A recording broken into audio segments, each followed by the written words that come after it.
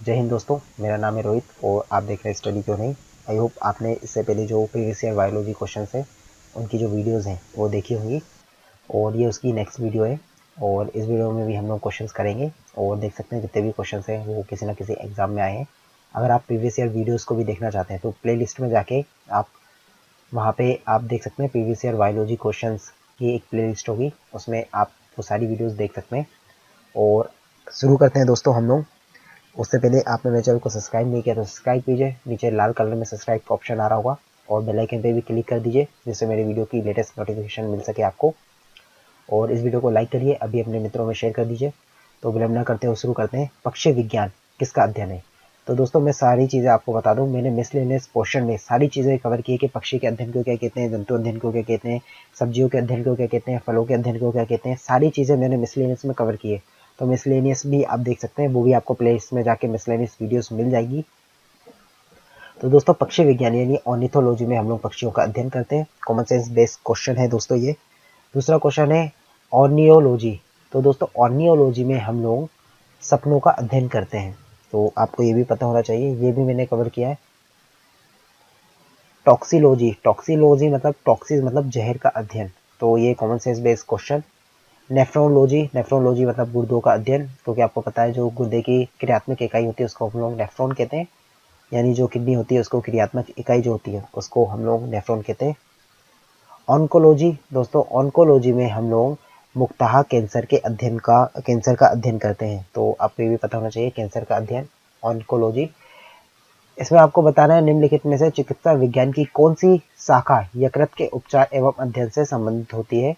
Option यहाँ पे आपको दिए गए, पहला ऑप्शन दिया गया है हेल्कोलॉजी, दूसरा दिया गया है हेप्टोलॉजी, तीसरा दिया गया है हेटेरोलॉजी, चौथा दिया गया है जेरिएट्रिक्स। तो दोस्तों जो हेप्टोलॉजी होती है इसमें हम लोग यकृत का अध्ययन करते हैं। विज्ञान जिसमें पशु मानव शरीर संरचना विच्छेदन द्वारा सीखा जाता है तो उसको क्या कहते हैं? तो दोस्तों इसको हम लोग कहते हैं एनाटॉमी, जैसा कि मैंने आपको मिसलेनियस में बताया था, एनाटॉमी शरीर के आंतरिक संरचना का अध्ययन।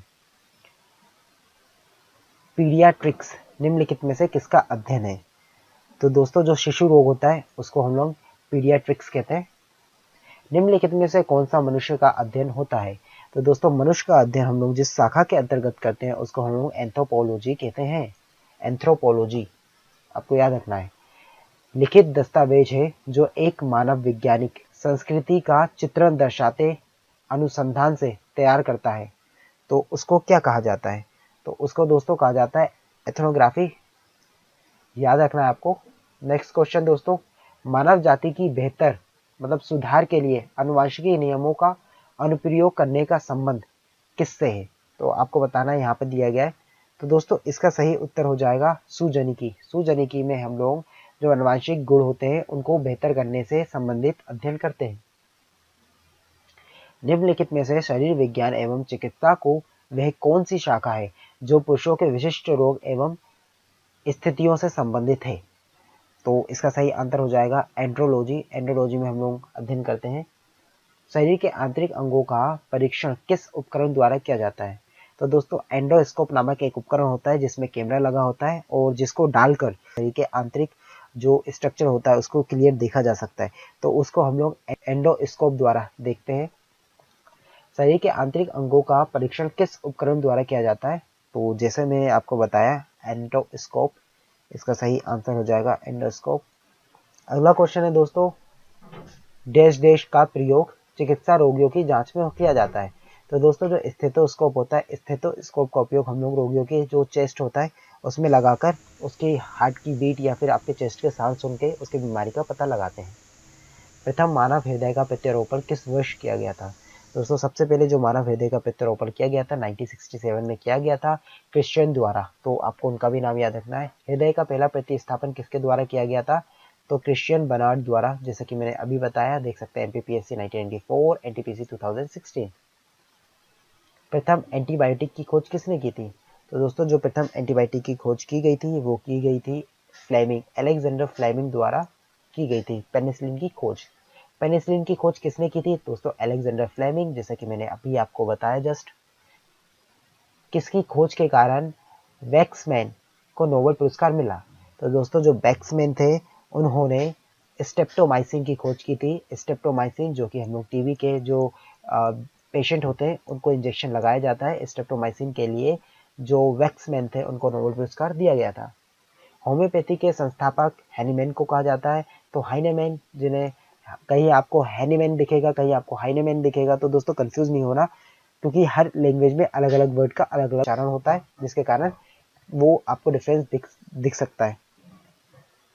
किसने लाइक क्यूअर्स लाइक होम्योपैथी सिद्धांत का प्रतिपादन किया था या प्रस्तुत किया था? तो दोस्तों इसका सही आंसर हो जाएगा सैमुअल हाइनेमैन, इसलिए उनको जो होम्योपैथी का है जनक कहा जाता है। जीवन के रासायनिक संश्लेषण से उत्पत्ति को प्रयोगशाला में किसके द्वारा सिद्ध किया गया था? तो दोस्तों यह सिद्ध किया गया था मिलर द्वारा। सो आपको पता होना चाहिए प्रतिरक्षण तकनीक का विकास किसने किया था? तो दोस्तों जो प्रतिरक्षण तकनीक होता है इसका विकास का श्रेय रॉबर्ट कोच को जाता है। तो आपको ये भी याद होना चाहिए। टीका, जिसे हम लोग वैक्सीनेशन कहते हैं, का आविष्कार किसने किया था? तो दोस्तों जो एडवर्ड जेनर होते हैं इन्होंने टीके की खोज की थी। वहीं पे अगर पोलियो की टीके की बात की जाए तो जो सॉल्क होते हैं तो सॉल्क द्वारा पोलियो की टीके की खोज की गई थी। लुईस पोस्टर ने किसकी खोज की थी? तो दोस्तों जो लुईस पोस्टर होते हैं उन्होंने रेबीज रोधी टीके की खोज की थी। इन्होंने पोस्चराइजेशन नामक एक प्रोसेस भी दी थी।